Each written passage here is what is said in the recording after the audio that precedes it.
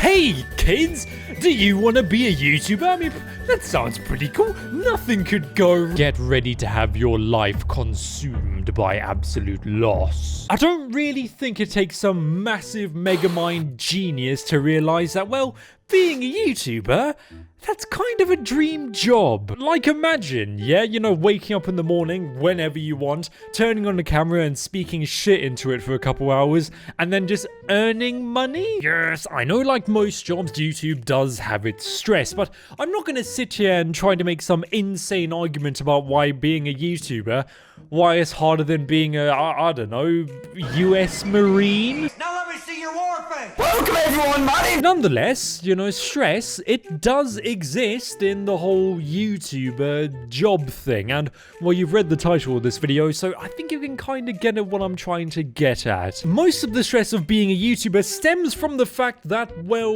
YouTube, they don't really care about you. But don't worry, if you subscribe to my channel and leave a like on the video, I'll care about you. Now, recently, I've been thinking about the way that YouTube, well, how they treat their YouTubers. If you were to ask me about why I've been thinking about this recently, I probably couldn't give you a straight answer.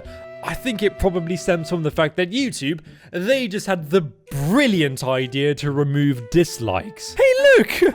This looks like a pretty good apology. I mean, 65,000 people left a like on it. To give a short little summary about the whole lore behind why YouTube removed dislikes, basically, they're doing it to help YouTubers' mental health. They also said that, well, they're gonna listen to feedback. And by listen to feedback, I mean, well, sorry for you, mate. Dislikes, they're gone forever. Lamau, get body. No one really knows the exact reason behind why YouTube removed dislikes. Some people think it's to protect big corporations and, to push an agenda. And, well, other people think that it's because YouTube Rewind, it got millions of dislikes. Speaking of YouTube Rewind, yeah, that's gone too. Yeah, instead of YouTube trying to, well, make better YouTube Rewinds, because it's not like YouTube Rewind is a really integral part of YouTube's yearly calendar or anything. No more rewinds. Look, I'm not gonna sit in my chair over here, yeah, and be like, oh, YouTube Rewind being removed is some brilliant thing, because it's not. YouTube Rewind being cringy meant that lots of other YouTubers could almost make a designated yearly video on it being cringe. And, well, if YouTube Rewind was good, it showed that YouTube, they were in touch with the people who watch YouTube videos. Once again, YouTube Rewind being removed is another example of YouTube just not listening to feedback, because people, they want YouTube Rewind back. But, well, sorry, mate, like dislikes, remember those things. YouTube Rewind, yeah, no, it's gone forever because, well, we can't really be asked to make it any better. Here's a little staple thing in my videos, but what I want you to do is lean back in your chair, use your brain, and cast your mind back to a couple seconds ago. Remember how I spoke about YouTube removing dislikes to protect creators' mental health? Yeah, YouTube, they don't care about your mental health. Oh, what? Big corporation doesn't actually care about an issue? If YouTube, well, I don't know, really cared about the mental health of their creators, then why is there a shitty ranking system that ranks the performance of your videos like, I don't know, a Clash of Clans clan scoreboard? Like, imagine here for a second, you've spent multiple days working on a video, hours upon hours upon hours of slogging, scripting, editing. You've poured your heart and soul into the video, and the video flops. I know it sucks, but this stuff happens. It's happened to me. It's happened to your favorite YouTuber, who should also be me.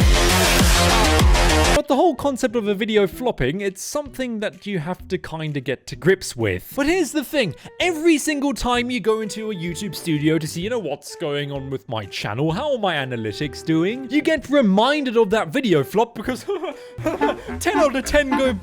This ranking system will, not might, will affect the mental health of YouTubers? Because, I mean, I don't know, if the video isn't more than a 5 out of 10, it's just really shit and demotivating. Which means that, well, you're gonna feel really demoralized. Here's the thing though, I'm not gonna be blind to other perspectives about the whole YouTube ranking thing. For some people, this whole ranking system thing, it's used as a source of motivation to see, oh, okay, what can I change? How can I make my videos better? What should I do to make more people watch my videos?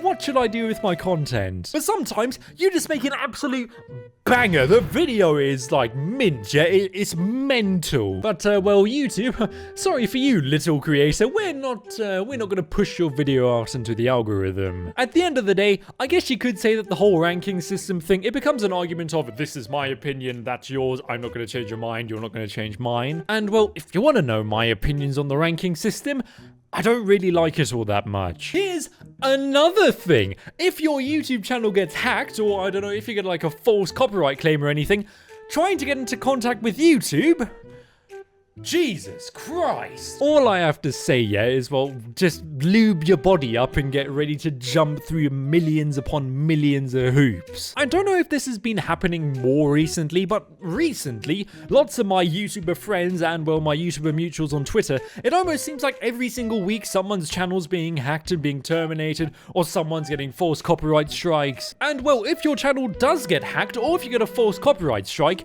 the only way to get into contact with YouTube is Twitter. And, well, I hate to be the bearer of bad news here, but, well, you, person that just got your channel hacked, you're either going to get an automated response that doesn't really fix the problem that you have. Sometimes they'll even tell you things that just aren't even the problem that you're having. Or the outsourced company in, I don't know, the middle of Bangladesh that handles all of this type of stuff. Don't worry, they're going to get back to you quite a few hours after you first tried to get into contact with them. And look, yeah, I know that some people are gonna be like, oh, your channel got hacked? Well, sorry for you, mate. You should have turned on two-factor authentication, whatever the word is. And well, yes, I stand by the whole two-factor thing. It's really important. If you haven't turned it on, turn it on after you finish watching this video. But some people just don't turn it on. And what? Is it suddenly their fault that their YouTube channel got compromised because there's a vulnerability in YouTube's code? Now, if you were to ask me, if someone's YouTube channel